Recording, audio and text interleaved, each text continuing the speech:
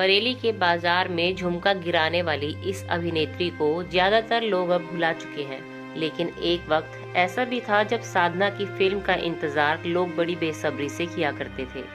इनका hair style इतना मशहूर था कि भारत की लगभग हर लड़की एक दौर में इनके जैसा हेयर स्टाइल लेना चाहती थी, जिसे कहा जाता था साधना कट। लंबे वक्त तक ये बॉलीवुड की सबसे महंगी अभिनेत्री बनी रही और महज कुछ फिल्मों में काम करने के बावजूद भी इनका स्टारडम किसी भी दूसरी एक्ट्रेस से कम नहीं रहा। आज हम लेकर आए हैं गुजरे जमाने की सुपरस्टार एक्ट्रेस साधना की कहानी। अपनी पहली ही फिल्म से सफलता हासिल करने वाली साधना फिल्मों में कैसे आई और क्यों इन्होंने इतनी कम फिल्मों में काम किया, आज यही कहानी हम आपको बताएंगे। तो नमस्कार, स्वागत है आपका अपने चैनल बॉलीवुड गॉसिप में। 2 सितंबर 1941 को साधना का जन्म हुआ था कराची में, क्योंकि इनके पिता उस दौर की मशहूर अभिनेत्री व डांसर साधना बोस को बेहद पसंद करते थे। सो उन्हीं के नाम पर उन्होंने अपनी बेटी का नाम साधना रखा था। देश जब आजाद हुआ तो बंटवारे का दर्द भी आजादी के साथ मिला। नन्ही साधना ने भी बंटवारे का वो दंश देखा और इनका परिवार भी कराची छोड़कर मुंबई आने पर मजबूर हुआ।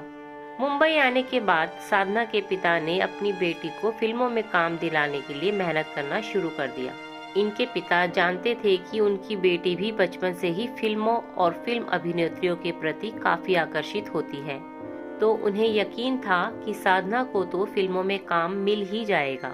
पिता की मेहनत रंग लाई और साल 1955 में रिलीज हुई फिल्म श्री 420 में इन्हें ईचक दाना बीचक दाना गाने में बतौर कोरस गर्ल काम मिल गया। इस समय इनकी उम्र 15 साल थी। ये रोल इतना छोटा था कि किसी ने भी साधना को नोटिस नहीं किया, लेकिन इसके बाद साधना ने अपने कॉलेज में होने वाले नाटकों में काम करना भी शुरू कर दिया। नाटकों में साधना इतना शानदार अभिनय करती थी कि हर कोई इनका मुरीद हो जाता था। कॉलेज के एक नाटक के दौरान ही एक फिल्म प्रोड्यूसर की नजर इन पर पड़ी। उस प्रोड्यूसर को इनका काम बेहद पसंद आया और उसने इन्हें दुनिया की सबसे पहली सिंधी फिल्म अवाना में कास्ट कर लिया। उस फिल्म के प्रचार का काम चल रहा था और इनकी एक तस्वीर स्क्रीन नाम की उस दौर की एक लोकप्रिय मैगजीन में छपी। इत्तेफाक से वो तस्वीर उस जमाने के जबरदस्त प्रोड्यूसर शशधर मुखर्जी ने भी देखी। शशधर मुखर्जी ने इन्हें फिल्माले प्रोडक्शन में बुलाया और उन्होंने साधना को फिल्म लव इन शिमला में कास्ट कर लिया। इस फिल्म में हीरो थे जॉय मुखर्जी, जो कि शशधर मुखर्जी के बेटे थे, और जॉय मुखर्जी की भी ये पहली फिल्म थी। इस फिल्म के डायरेक्टर थे R.K. नैयर साहब, जिनसे आगे चलकर साधना ने शादी कर ली थी। करियर की पहली ही फिल्म सुपरहिट साबित हुई और देखते ही देखते रातों रात साधना एक आम लड़की से सुपरस्टार बन गई। पहली फिल्म से मिली कामयाबी के बाद साधना ने कभी पीछे मुड़कर नहीं देखा। इनकी दूसरी फिल्म थी परख, जो कि बिमल रॉय ने बनाई थी। ये फिल्म भी जबरदस्त हिट रही और साधना ने इस फिल्म में भी दमदार काम किया। फिर अगले साल यानी 1961 में ये नजर आई देवानंद के साथ फिल्म हम दोनों में। ये फिल्म भी बड़ी हिट रही थी। फिर किशोर कुमार जी के साथ मनमौजी फिल्म में इन्होंने बड़ा बढ़िया काम किया। तरक्की की राह पर हर दिन तेजी से आगे बढ़ रही साधना ने लव इन शिमला के 2 सालों के बाद यानी 1962 में एक बार फिर से जॉय मुखर्जी के साथ काम किया, फिल्म एक मुसाफिर एक हसीना में। ये फिल्म लव इन शिमला जितनी कामयाब तो नहीं रही, लेकिन फिल्म में साधना का काम लोगों को पसंद जरूर आया। अगले साल ये राजेंद्र कुमार के साथ फिल्म मेरे महबूब में दिखी। साधना की फिल्म मेरे महबूब के साथ तो एक बड़ा ही दिलचस्प किस्सा भी जुड़ा है।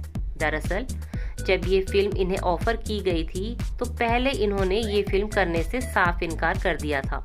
उसके बाद ये उस दौर के मशहूर डायरेक्टर ऋषिकेश मुखर्जी से एक दिन मिली। इन्होंने ऋषिकेश मुखर्जी को बताया कि इन्हें मेरे महबूब फिल्म का ऑफर आया था, लेकिन इन्हें वो ऑफर कुछ खास नहीं लगा और इसलिए इन्होंने वो फिल्म करने से इनकार कर दिया। इस पर ऋषिदा ने इनसे पूछा कि फिल्म का हीरो कौन है।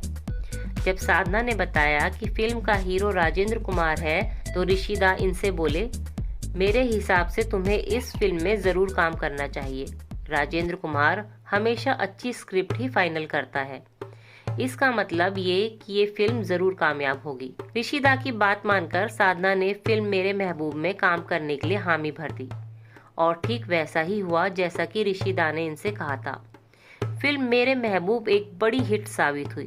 साधना का करियर बड़ा शानदार चल रहा था, लेकिन इस बीच इन्हें थायराइड की समस्या भी होने लगी। इस समस्या का इलाज कराने के लिए साधना अमेरिका गई। इस बीच फिल्म इंडस्ट्री में चर्चा होने लगी कि फिल्म इंडस्ट्री को साधना ने हमेशा के लिए टाटा बाय बाय कर दिया है और अब वो दोबारा किसी फिल्म में नजर नहीं आने वाली। लेकिन साधना फिल्मों में फिर लौटी और लौटने के बाद साधना ने इस तरह की बातें करने वाले लोगों को बड़ा करारा जवाब दिया। ये नजर आई फिल्म इंतकाम में। ये फिल्म सुपरहिट रही और संजय खान के साथ साधना की जोड़ी को दर्शकों ने बेहद पसंद किया। इसके बाद फिल्म एक फूल दो माली ने तो सफलता के रिकॉर्ड्स ही बना दिए। इस फिल्म में भी इनके साथ संजय खान ही थे। वहीं डायरेक्टर राज खोसला के साथ भी इनकी जोड़ी खूब जमी।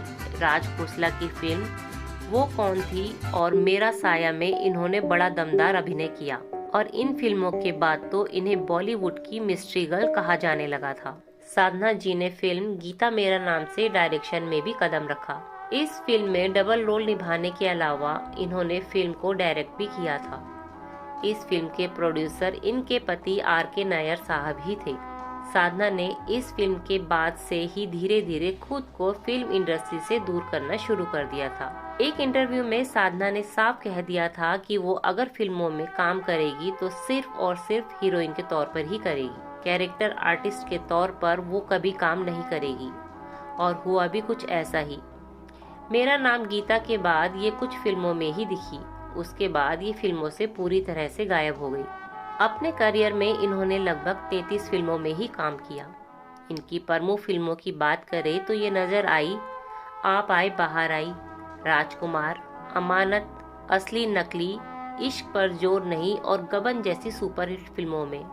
सुनील दत्त हो या फिर शम्मी कपूर, संजय खान हो या फिर देवानंद या फिर राजेंद्र कुमार, हर हीरो के साथ इनकी जोड़ी दर्शकों को खूब पसंद आई। बात अगर इनकी निजी जिंदगी की करें तो इन्होंने अपनी पहली फिल्म लव इन शिमला की शूटिंग के दौरान ही अपना दिल फिल्म के डायरेक्टर R.K. नायर को दे दिया था। लेकिन उस वक्त इनकी उम्र बहुत ज्यादा नहीं थी, तो इनके माता पिता ने उस समय इस जोड़ी की शादी नहीं होने दी। लेकिन 6 साल बाद इन दोनों ने शादी रचाई। ये R.K. नायर ही थे जिन्होंने साधना को वो यूनिक हेयर स्टाइल इजाद किया था। दरअसल साधना का माथा बेहद चौड़ा था। R.K. नायर उनका माथा छिपाना चाहते थे। ऐसे में उन्होंने अपनी पसंदीदा ब्रिटिश एक्ट्रेस ऑड्री हेपबर्न के जैसा हेयर स्टाइल इन्हें दे दिया। लेकिन भारत में ये हेयर स्टाइल इनके नाम से यानी साधना कट के नाम से मशहूर हो गया। वेटरन एक्ट्रेस बबीता इनके सगे चाचा की बेटी थी। इस लिहाज से करिश्मा कपूर और करीना कपूर की ये मौसी लगती थी। साधना और नायर साहब की कोई औलाद नहीं थी, लेकिन इन दोनों के प्यार में कभी कोई कमी नहीं आई। सन 1995 में नायर साहब की अस्थमा के कारण मौत हो गई और इसके बाद से ही साधना भी अकेली हो गई। साधना इतनी जबरदस्त अदाकारा थी, लेकिन फिर भी इन्हें कभी कोई अवार्ड नहीं मिला था। हालांकि फिल्म वो कौन थी और वक्त के लिए ये लगातार 2 साल film fair best actress award के लिए नॉमिनेट जरूर हुई थी। लेकिन सन 2002 में फिल्म इंडस्ट्री ने इन्हें लाइफ टाइम अचीवमेंट अवार्ड जरूर दिया था। जिंदगी के अंतिम सालों में इन्हें कोर्ट कचहरी के चक्रों में भी उलझना पड़ा था।